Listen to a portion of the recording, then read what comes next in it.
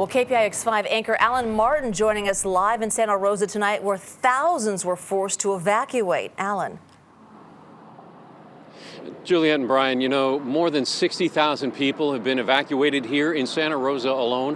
Hundreds have come here to the Sonoma County Fairgrounds. And now, while evacuating is, of course, very emotionally difficult to go through, the people we talk to are very grateful to have a place like this to come to.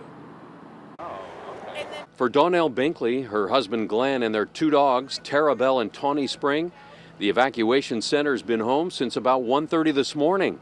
Everything was ready, they just had to throw it in the car. The laptop, the important papers, so if somebody broke into my car, my purse, it's not in the car, it's just pick it up and go. And that's what we did. We picked it up, we checked on my dad, he didn't want to go. I told the rest of my family, check on him, we're going. And we came here. She and Glenn live in Santa Rosa and got out before the evacuation order was given. Our area hadn't been even set up as a pre-warning for the evacuation yet, but it is now evacuated. We're north of Highway 12 and west of 101. West of Highway 101 has been a big concern for firefighters all day. That area hasn't burned for decades, and CAL FIRE says there's plenty of extremely dense, dry fuel to keep the flames raging and racing into more neighborhoods. For Carol overall, there was no time to prepare to get out.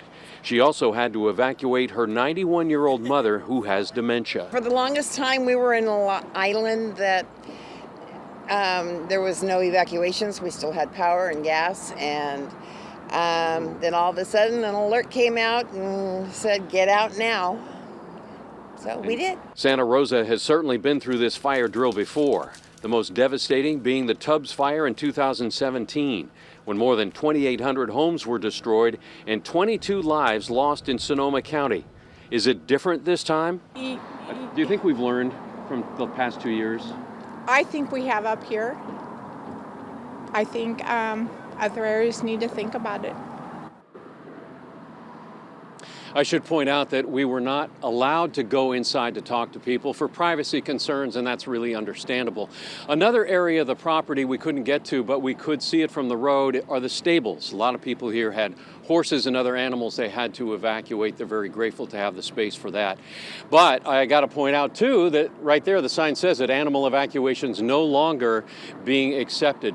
They are full here tonight. Of course, everybody here tonight is hoping that tomorrow the wind dies down, the power comes back on, and they can get back home, hoping that they have a home to go back to. On the Night Beat, I'm Alan Martin.